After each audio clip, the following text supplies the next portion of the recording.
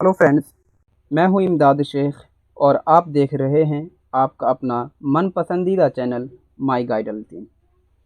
दोस्तों, अगर आप हमारे चैनल पर नए हैं तो तुरंत सब्सक्राइब कर लें और सारे नोटिफिकेशन सबसे पहले पाने के लिए बेल आइकन को प्रेस करना ना भूलें।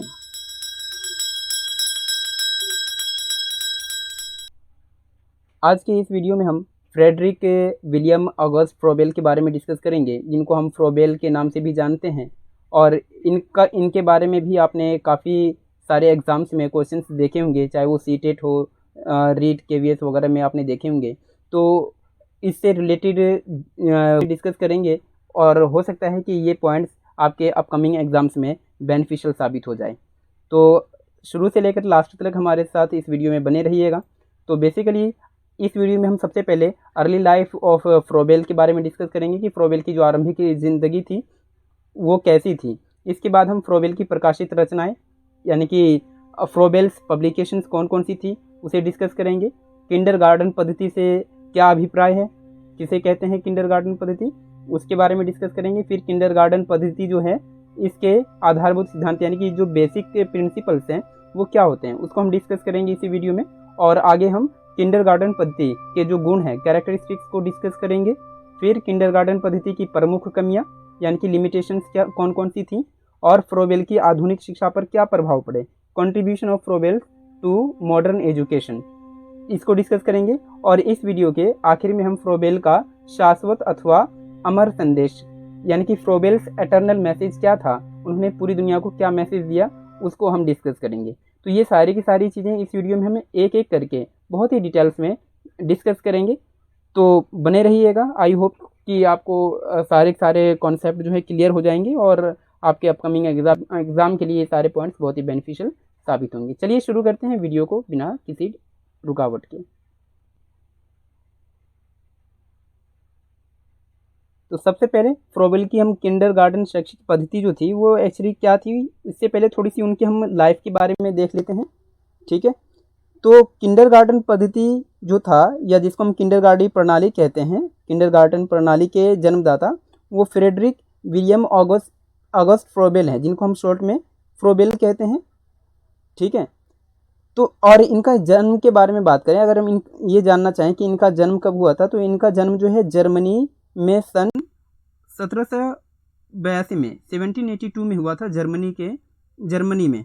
ठीक है, और इनकी जो बाल्यावस्था थी बहुत ही ज़्यादा कष्ट में व्यतीत हुआ था, बहुत ही मुश्किल भरा था। और इनकी माता का देहांत बहुत ही कम उम्र में ही हो गया था, जब ये काफ़ी छोटे थे। और उनके जो फादर थे वो एक पादरी थे। ठीक है, तो वो इतना ज़्यादा व्यस्त रहते थे कि बालक फ्रोबेल की ओर उसका ध्यान कभी नहीं जाता था। घर के वातावरण से ऊबकर वह चुपचाप जंगल में घूमते हुए पर जो भी प्राकृतिक वस्तु थी उनको अवलोकन करने लगे, उनको गौर से देखने लगे, उनको समझने की कोशिश करने लगे। कालांतर में वह प्रकृति से प्रेम करने लगा। 11 वर्ष की अवस्था थी और 11 वर्ष की अवस्था में इस प्रेक्षित बालक को उसके चाचा ने गोद लेकर उसे शिक्षालय में पढ़ने का मौका दिया। लेकिन प्रकृति प्रेमी फ्रोबेल की पढ़ाई में अरुचि देखकर उसके चाचा ने उसे जीविकोपार्जन के लिए जंगल के ठेकेदार के यहाँ भेज दिया। उनकी उम्र 18 साल की थी। 18 वर्ष की आयु में उसे जेनेवा विश्वविद्यालय पढ़ने का मौका मिला। जंगल के ठेकेदार के पास जब भेजा गया, वहाँ पर कुछ टाइम काम करे, उसके बाद फिर वहाँ से 18 साल की उम्र में इन्होंने ये डिसाइड करा कि जो जेनेवा विश्वविद्यालय है जर्मनी में, वहाँ पर ये स्टडी करें। तो यहाँ पर इनको स्टडी करने का मौका भी मिला गया। 2 वर्ष तक उन्होंने जेनेवा विश्वविद्यालय में अध्ययन करा, लेकिन 2 साल स्टडी करने के बाद माली हालत अच्छी नहीं थी। गरीबी के कारण उसे विश्वविद्यालय को छोड़ना पड़ा। विश्वविद्यालय छोड़ने के बाद उसने बहुत सारे काम करने की कोशिश करे, लेकिन उन्हें कहीं भी सफलता नहीं मिली। उन्होंने सोचा कि क्यों ना नक्शान विष के यहाँ पर काम किया जाए, तो वहाँ पर भी उन्होंने नौकरी करी, लेकिन वहाँ भी उनको सफलता मिली नहीं। मानो सफलता तो कहीं फ्रोबेल से रूठ गई थी। आखिर में गुरुवर नामक एक इंसान से मुलाकात होती है और उस गुरुवर ने सलाह दी कि फ्रोबेल को स्कूल में पढ़ाना चाहिए और फ्रोबेल ने स्कूल में पढ़ाना शुरू कर दिया। बात 1826 की है। 1826 में उन्होंने एजुकेशन ऑफ मैन नामक पुस्तक लिखी। द एजुकेशन ऑफ मैन नामक पुस्तक लिखी। इस पुस्तक में उसने अपने सभी शिक्षा संबंधी विचारों को लेखाबद्ध किया और इसके अलावा इनकी और भी रचनाएं थी। सिर्फ यही नहीं थी, कुछ और भी रचनाएं थी।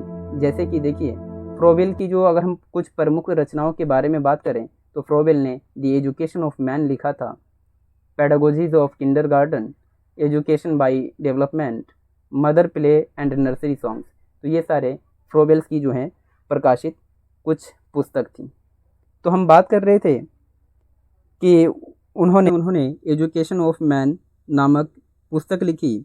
इस पुस्तक में उसने अपने सभी शिक्षा संबंधी विचारों को लेखाबद्ध किया। आगे हम बात करते हैं कि लगभग 8 से 10 साल तक अपने विचारों को व्यवहारिक रूप देने में असफल होने के बाद 1840 में रूडोल स्टेट के करीब ब्लैकनबर्ग में उसने एक विद्यालय की स्थापना करी और उस विद्यालय का नाम दिया किंडरगार्टन। उस विद्यालय का नाम दिया किंडरगार्टन,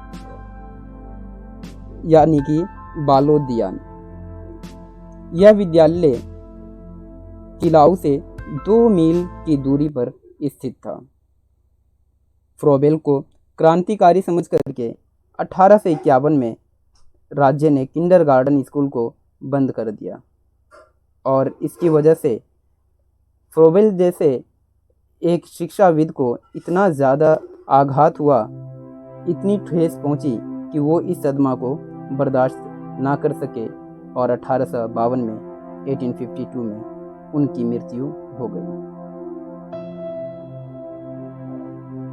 जब इनकी मृत्यु हो गई तो मृत्यु होने के बाद यहाँ से क्वेश्चंस बनते हैं। मैं इसलिए साथ साथ आपको ये पॉइंट भी बता रहा हूँ कि जब फ्रोबेल की मृत्यु हो गई तो उनकी जो ग्रेव थी या उनकी जो टॉम है उसके ऊपर कुछ ऑब्जेक्ट है और वो ऑब्जेक्ट आपसे पूछ लिया जाता है एग्ज़ाम में कि कौन कौन सी ऑब्जेक्ट थे। तो एक था स्लैब यानी कि तख्ता या शिला, दूसरा स्फेयर यानी कि गोल मॉडल, और तीसरा क्यूब त्रिघात या घन जिसको कहते हैं, और एक था सिलेंडर यानी कि एक बेलन। अगर आप देखेंगे तो उनकी ग्रेव पर इस तरह के कुछ इमेजेस दिख जाएंगे, ठीक है। तो ये सारी कुछ चीज़ें आप उनके ग्रेव पर देख सकते हैं। ये सारी शेप हैं, इस वाले इमेज में भी आपको बिल्कुल क्लियर दिख जाएगा। तो ये सारे के सारे फ्रोबेल से संबंधित हैं। स्लैब यानी कि तख्ता, स्फीयर गोल मॉडल, क्यूब और सिलेंडर।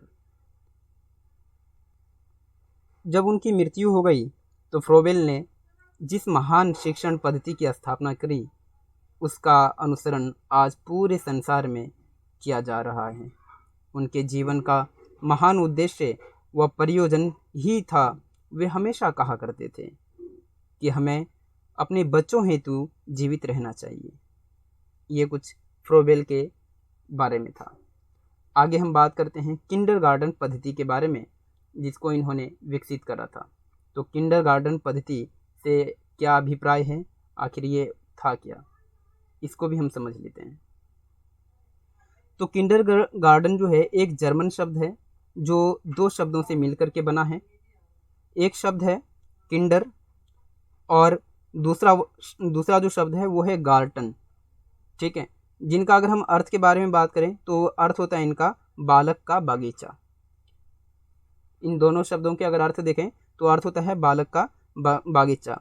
इस तरह गार्डन शब्द का, किंडरगार्टन शब्द का अर्थ बच्चों का बागीचा हुआ। इस दृष्टि से उनका विद्यालय एक ऐसा उद्यान था जिसमें बालक रूपी पौधक रूपी माली की तरह देखभाल करता था।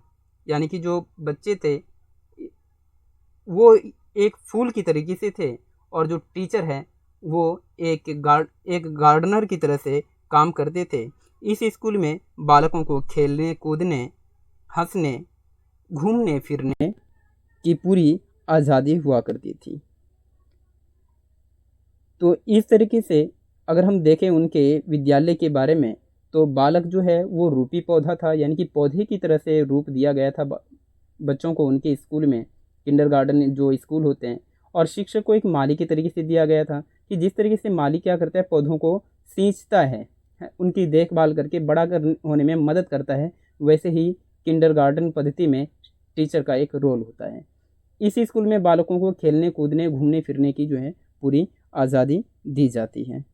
इनमें ना तो पाठ्य पुस्तकों की प्रधानता थी, ना समय सारणी का बंधन। उसमें छोटे छोटे बाग लगे थे जिसमें बालक स्वयं बागवानी करते थे और बालकों से हमेशा प्रेम, दया और सहानुभूति का व्यवहार किया जाता था। किंडरगार्टन के इस स्वरूप एवं क्रियाओं में से संबंध रूप को किंडरगार्टन पद्धति कहते हैं। इस संदर्भ में रस्क ने अपने विचार कुछ इस प्रकार से लिखा था कि किंडरगार्टन छोटे बच्चों हेतु एक स्कूल है जिसमें बच्चों को उचित प्रकार से तह करने, चटाई बुनने, मिट्टी की मूर्तियाँ बनाने, सांकेतिक खेलों और क्रियात्मक गानों को उचित ढंग से एवं क्रम से सिखाया जाता है। ये रस्क ने अपने विचार रखे थे किंडरगार्टन पद्धति को लेकर के। आगे हम बात करते हैं कि किंडरगार्टन पद्धति जो है उसके आखिर आधारभूत सिद्धांत कौन कौन से हैं।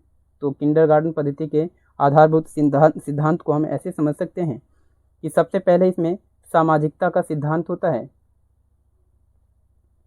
सबसे पहले इसमें सामाजिकता का सिद्धांत आता है। सामाजिकता का सिद्धांत का मतलब है फ्रोबेल बालक को सामाजिक प्राणी बनाने का प्रयत्न करने हेतु सामूहिक खेलों पर खास तौर से बल देते थे, जिससे कि वे बालकों में सहयोग, सहानुभूति और एके की भावना जागृत हो।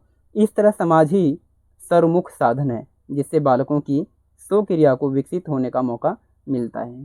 तो सामाजिकता का सिद्धांत मतलब समाज के साथ मिलकर के काम करना था, बहुत सारी जो चीज़ें हैं उसको सीखना। दूसरा है स्वतंत्रता का सिद्धांत। फ्रोबेल स्वतंत्रता को बहुत महत्व देता है। फ्रोबेल के इस विचार को स्पष्ट करते हुए डगन महोदय लिखते हैं, शिक्षा को प्रत्येक बालक के स्वतंत्र व्यक्तित्व के विकास हेतु अवसर प्रदान करना चाहिए एवं उसका मार्गदर्शन करना चाहिए। नेक्स्ट जो आधारभूत सिद्धांत है स्वक्रिया का सिद्धांत, मतलब खुद से करने का सिद्धांत। इसमें विकास का आधार सक्रिय है, स्वक्रिय है, मतलब खुद से करना है। मनुष्य संसार में कुछ मूल प्रवृत्तियों को लेकर आता है, फलस्वरूप उससे कुछ ना कुछ करना पड़ता है। फ्रोबेल का विचार है कि अपने प्रेरणाओं तथा भावनाओं को पूरा करने के लिए बालक खुद अपने मन से सक्रिय होकर काम करें, खुद से एक्टिव होकर के वर्क करें। ठीक है, तो स्वक्रिय सिद्धांत का स्पष्टीकरण करते हुए फ्रोबेल महोदय लिखते हैं कि वृक्ष का बीज अपने में संपूर्ण वृक्ष का रूप ग्रहण किए रहता है। प्रत्येक वस्तु का भावी विकास और रूप उत्पत्ति के समय ही उनमें निहित होता है। तो ये उन्होंने फ्रोबेल ने विचार रखे थे स्वक्रिय के सिद्धांत के बारे में कि जिस तरह से एक बीज है, एक बीज के अंदर वो सारी गुण हैं जो एक बड़े पौधे में बन करके दिखेगा। ठीक है, तो उसके लिए उसे खुद से कुछ ना कुछ क्रिया करनी पड़ेगी। नेक्स्ट जो सिद्धांत है वो है खेल द्वारा शिक्षा का सिद्धांत। फ्रोबेल प्रथम शिक्षा शास्त्री थे जिसने कि खेल के द्वारा शिक्षा देने का विचार व्यक्त किया। चूंकि खेल बालकों की स्वाभाविक क्रिया है, इसलिए फ्रोबेल का विचार है इस अवस्था के खेल मनुष्य के शुद्ध आध्यात्मिक कार्य हैं और साथ ही साथ खेल में मनुष्य का आंतरिक जीवन प्रकट होता है। वह इसलिए आनंद, स्वतंत्रता, संतोष, आंतरिक तथा बाह्य आराम एवं संसार के साथ शांति प्रदान करता है। खेल समस्त इच्छाओं का उद्गम स्थल है। तो ये कुछ बेसिक जो प्रिंसिपल्स थे किंडरगार्टन के, वो अभी आपके साथ हमने डिस्कस करा। आगे देखते हैं किंडरगार्टन पद्धति के क्या क्या गुण थे। तो किंडरगार्टन पद्धति के गुण यानी कि कैरेक्टरिस्टिक्स, तो इसमें कुछ इसके गुण हैं, जैसे कि आत्म क्रिया पर जोर, यानी कि जो बच्चा है वो खुद से करेगा, खुद से काम करने पर इस पद्धति में जोर दिया जाता है। सरल, रुचिपूर्ण और आकर्षक पद्धति है, आसान है और एक इंटरेस्टिंग है बच्चों के लिए। इस पद्धति में व्यावसायिक क्रिया को महत्वपूर्ण स्थान दिया जाता है कि बच्चे कुछ काम कर सके, कुछ ऐसी स्किल सीखे जो आगे फ्यूचर में उसको काम आ सके। इसमें शिक्षक का जो स्थान है मित्र और पथ प्रदर्शक के रूप में है, एक गाइड के रूप में है। नैतिक एवं सामाजिक गुणों का विकास इस पद्धति में होता है।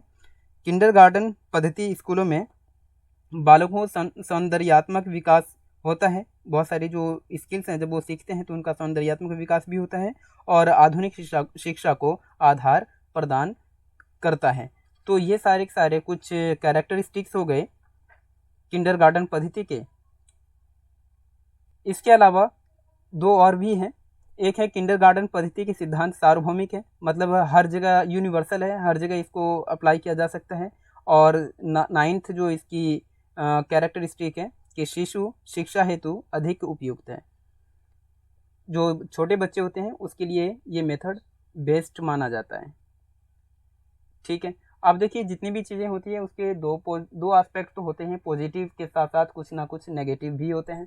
तो जो किंडरगार्टन पद्धति है इसके भी कुछ नेगेटिव एस्पेक्ट है, कुछ कमियां हैं। तो ये जो कमियां थी इन कमियों को भी हम डिस्कस कर लेते हैं। तो किंडरगार्टन पद्धति की कुछ जो प्रमुख कमियां थी वो इस तरह से थी। पहला, प्रतीकवाद अमनोवैज्ञानिक है कि इसमें जो भी प्रतीक लिए गए हैं वो कहीं ना कहीं साइकोलॉजिकल नहीं है। दूसरा, इसमें ज्ञान की प्रक्रिया का गलत विचार है कि बच्चे को खुद से करने के लिए जब दे दिया जाता है। और इसमें कुछ गीत व मित्र बहुत पुराने हैं। इसमें किंडरगार्टन पद्धति में कुछ जो गीत दिए गए हैं वो बहुत ही ज़्यादा पुराने हैं और इसके साथ विषयों की सानुबंधन का अभाव है कि जो भी विषय हैं उसके साथ सही जो कोऑर्डिनेशन होना चाहिए वो नहीं हो पाता है। या उपहार इसमें दिए जाते हैं किंडरगार्टन पद्धति में, तो उपहारों, व्यापारों और विशेषज्ञों की इसमें कमी है। जो एक्सपर्ट्स वगैरह चाहिए, गिफ्ट चाहिए, वो नहीं हो पाती है इसमें। और इसके अलावा उत्तरदायित्वों की प्रतीक्षा का अभाव, जो रिस्पॉन्सिबिलिटी होती है वो भी कहीं ना कहीं इसमें कमी दिखाई देती है। और व्यक्तित्वता की विकास पर ध्यान नहीं दिया जाता है। हर एक पर्सन की, हर एक बच्चे की जो पर्सनल नीड्स है उसको ध्यान नहीं दिया जाता है। रहस्यवादी सिद्धांत की अस्पष्टता है और अपर्याप्त स्वतंत्रता से बालकों को सीमित उपहारों एवं व्यापारों से बंध जाना पड़ता है और उससे बाहर वो नहीं सोचती। तो कहीं ना कहीं ये सोच का जो दायरा है वो भी कम करता है। तो हालांकि इसकी कुछ कमियां हैं लेकिन फिर भी ऐसा हमने इग्नोर नहीं कर सकते कि इसका कमी जो है बहुत ज़्यादा है या बिल्कुल ये बेकार पद्धति इन्होंने दिया है। तो ये इतना ज़्यादा प्रभावी हुआ कि इसका जो है हम अपने आधुनिक शिक्षा पद्धति में भी देख सकते हैं। फ्रोबेल ने हमें बहुत ही ऐसे सिद्धांत दिए हैं जो हम अपने आज के जो एजुकेशन सिस्टम है उसमें भी देख सकते हैं। तो चलिए देखते हैं फ्रोबेल का आधुनिक शिक्षा पर क्या प्रभाव था। तो फ्रोबेल ने हमें बच्चों से प्यार करने और उनके लिए जीवित रहने का संदेश दिया है। छोटे बच्चों के लिए स्कूल जेलों के समान नहीं रहे और ना ही बच्चे निष्क्रिय श्रोतागण ही रहें, बल्कि वो एक्टिव होकर के चीज़ों को सीखते रहें। इसमें कोई डाउट नहीं है कि प्रचलित आधुनिक सभी शिक्षा पद्धतियों के मूल में, अगर प्रेजेंट के बारे में अगर हम बात करें तो जो भी सिस्टम चल रहा है उसमें फ्रोबेल की विचारधारा काम करती ही है। उसने समाज को छोटे बच्चों की शिक्षा के लिए जागरूक किया। आधुनिक शिक्षा के कुछ मुख्य तत्वों को फ्रोबेल ने प्रभावित किया है, जिसमें सबसे पहले अगर हम बात करें तो सबसे पहला जो तत्व है जो प्रभावित करा है फ्रोबेल की वो है पूर्व प्राथमिक अथवा पूर्व बुनियादी यानी कि प्री प्राइमरी एजुकेशन। आज देखते हैं कि जितने भी पेरेंट्स हैं वो कहीं ना कहीं इस चीज़ को महत्व दे रहे हैं और अपने बच्चों को स्कूल जाने से पहले जो एजुकेशन होती है उसमें उस सिस्टम से गुजारना चाहते हैं। बच्चे की पूर्व प्राथमिक शिक्षा के महत्व को अब समझा जा रहा है। आज हमें ऐसे बहुत सारे शिक्षा के केंद्र भी देखने को मिल जाते हैं, प्री प्राइमरी जो स्कूल्स होते हैं, जो कि बच्चों की आवश्यकताओं को पूरा करते हैं। फ्रोबेल विश्वास करते थे कि जब तक शिशु शिक्षा नहीं होगी, कुछ भी ठोस और श्रेष्ठ प्राप्त नहीं हो सकता है, ऐसा फ्रोबेल का मानना था। तो आज हमें देखने को मिल रहा है। दूसरा प्रभाव अगर हम देखें तो स्कूल की धारणा को लेकर के है, new concept of English, sorry माफ़ कीजिएगा, new concept of school, school की धारणा।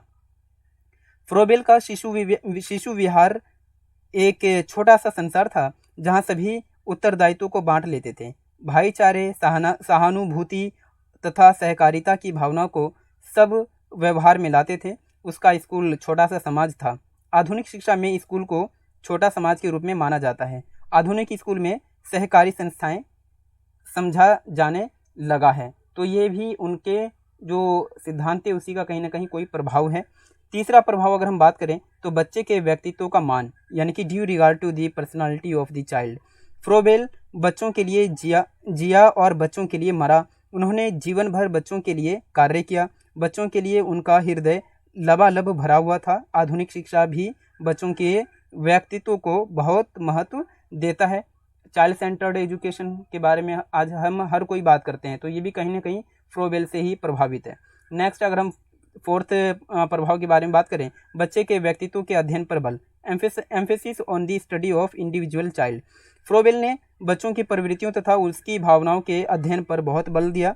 आधुनिक शिक्षा भी इसे बहुत आवश्यक समझती है और इस बात का आयोजन करती है कि बच्चे की मूल प्रवृत्तियों तथा भावनाओं को स्वतंत्र रूप से विकसित होने का पूर्ण अवसर दिया जाए। उनकी पर्सनालिटी के ऊपर भी काम करा और पर्सनालिटी को महत्व दिया। तो आज बहुत सारे इस तरह की कोर्स, पर्सनालिटी डेवलपमेंट वगैरह कोर्सेज भी देखे जा सकते हैं।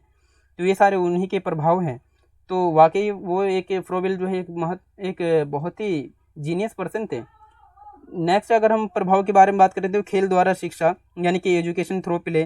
फ्रोबेल का विश्वास था कि आत्मविकास के लिए खेल का सर्वोच्च स्थान है। उसने स्कूल के कार्य में खेल कूद को मुख्य स्थान दिया। आज भी हम देखते हैं कि खेल की महत्ता को प्रत्येक शिक्षा शास्त्री मानता है। हम बच्चों को विभिन्न खेलों जैसे नाटकों, गीतों, हाव भावों, हस्तकार्यों आदि द्वारा शिक्षा देते हैं। और आज तो हर एक स्कूल में एक पीरियड भी लगाया जाता है गेम्स एंड स्पोर्ट्स का, तो वो भी और उसके ज़रिए भी सिखाने की कोशिश किया जाता है। तो ये सारा भी कहीं ना कहीं उन्हीं का प्रभाव है। नेक्स्ट अगर हम बात करें तो ज्ञानेंद्रियों का प्रशिक्षण, ट्रेनिंग ऑफ सेंसेस। बच्चों की विभिन्न इंद्रियों के प्रशिक्षण के लिए फ्रोबेल ने उपहारों का आयोजन किया था और इन्हीं उपहारों की सहायता से फ्रोबेल बच्चों को आकार, रूप, रंग और संख्या आदि का ज्ञान करवाना चाहते थे। प्रत्येक आधुनिक विद्यालय में भरसक प्रयास किया जा रहा है कि वही कार्यक्रम चलाए जाएं जो कि बच्चे के इंद्रियों को, उनके सेंसेस को प्रशिक्षित करते हैं। दृश्य श्रव्य साधन आधुनिक शिक्षा पद्धति का अभिन्न अंग माने जाते हैं, जो हम सुन भी सकते हैं और देख भी सकते हैं और उसको फिर उसे सीखते हैं, जैसे कि अभी आप लोग मेरे साथ सीख रहे हैं। नेक्स्ट अगर हम प्रभाव के बारे में बात करें, सेवंथ शिक्षा में क्रियाशीलता, एक्टिविटी इन एजुकेशन। तो फ्रोबेल ही वो प्रथम शिक्षक था जिसने आत्म क्रियाशीलता को शिक्षा का आधार माना। ठीक है, क्रिया द्वारा शिक्षा आधुनिक युग की प्रचलित विधि है। आधुनिक प्रगतिशील स्कूल खेलों और क्रियाओं के प्रिय केंद्र बनते जा रहे हैं। हम बच्चों के लिए ऐसी क्रियाओं का आयोजन करने का प्रयास करते हैं ताकि उनकी प्रवृत्तियां जैसे कि जिज्ञासा, रचना और हस्तकार्य आदि संतुष्ट हो सकें। अगली जो प्रभाव है शिक्षा में प्रकृति अध्ययन, नेचर स्टडी इन एजुकेशन। तो फ्रोबेल के लिए प्रकृति अध्ययन का अर्थ था बच्चे को भगवान के समीप लाना। उन्हें प्रकृति अध्ययन के एक ऐसे पाठ्यक्रम का समर्थन किया जिससे बच्चा अपने इस संसार को समझ सके और गंभीर निरीक्षण के बाद ही अपनी आदतों को बनाए रखे। इस विचार ने आज इतना बल पकड़ा है कि हम उस स्कूल को स्कूल ही नहीं मानते हैं जो बच्चे को प्राकृतिक अध्ययन की सुविधा ना दे। पर्यावरण अध्ययन नाम की जो किताबें वगैरह हैं वो सब भी पढ़ाई जा रही हैं। तो ये भी उन्हीं का प्रभाव है नेक्स्ट पॉइंट देखिए, शिशु शिक्षा के लिए स्त्री अध्यापिका, लेडी टीचर्स फॉर किंडरगार्टन। आजकल जो ट्रेंड जो चल रहा है प्राइमरी स्कूल को लेकर के ख़ास तौर से, ये कहना असत्य नहीं होगा कि फ्रोबेल के प्रभाव के कारण ही ये धारण लगभग सर्वसम्मत बन चुकी है कि पूर्व प्राथमिक शिक्षा या शिशु शिक्षा के लिए स्त्री अध्यापिका ही अधिक उपयुक्त रहती हैं, क्योंकि इस स्तर पर स्त्री अध्यापिका पुरुष शिक्षकों की अपेक्षा अधिक प्यार तथा सहज स्वाभाविक स्नेह प्रदान कर सकती हैं। आप इस बारे में क्या मानते हैं कि एक फीमेल टीचर जो है वो एक मेल टीचर से प्राइमरी लेवल पे बेहतर होते हैं या नहीं होते हैं? आपकी क्या राय है वो हमें आप ज़रूर बताएं। तो फ्रोबेल तो कहते थे कि फ़ीमेल जो है वो अच्छे से पढ़ा सकती हैं, अच्छे से ज़्यादा उनके अंदर सहन क्षमता भी होती है और ज़्यादा प्यार से बच्चों को पढ़ाती है। तो ऐसा आप देख भी रहे होंगे प्राइवेट स्कूल्स में ख़ास तौर से कि जहाँ पर भी प्राइमरी क्लासेस हैं, शायद बहुत ही कम स्कूल्स होंगे जहाँ पर मेल टीचर्स दिखेंगे, वरना सारे के सारे फीमेल्स ही रखते हैं वो। तो वो पता नहीं अब ये फ्रोबेल से ये लोग प्रभावित है या किन से हैं, बहरहाल फ्रोबेल ऐसा मानते थे। तो ये सारे देखिए कितने प्रभाव हैं फ्रोबेल जीनियस अगर कहा जाए तो मेरे ख्याल से कुछ गलत नहीं होगा। तो उन्होंने जो कुछ इतना पहले कहा और इतने सारे जो एजुकेशन के फील्ड में अपना योगदान देकर चले गए, उनका असर आज भी हमें अपने एजुकेशन सिस्टम में दिखने को मिल रहा है। आगे नेक्स्ट देखिए, इनकी एक सेंटेंस के साथ हम बात ख़त्म करते हैं कि फ्रोबेल का शाश्वत अथवा अमर संदेश। फ्रोबेल्स इटर्नल मैसेज, उन्होंने एक मैसेज दिया पूरी दुनिया को। वो मैसेज क्या है? आओ हम बच्चों के लिए जिएं, आओ हम बच्चों के लिए जिएं, come let us live for children. ये उनका मैसेज था और इन्होंने अपनी पूरी ज़िंदगी इसी मैसेज को देते हुए इस जहां को अलविदा कहकर चले गए। तो ये थे हमारे फ्रोबेल महादेव। अगर आपको ये वीडियो पसंद आई हो तो आप हमें ज़रूर बताएं, और अगर अभी तक आपने हमारे चैनल को सब्सक्राइब नहीं करा है तो जल्द से जल्द सब्सक्राइब कर लें। Thank you for watching my guide LT.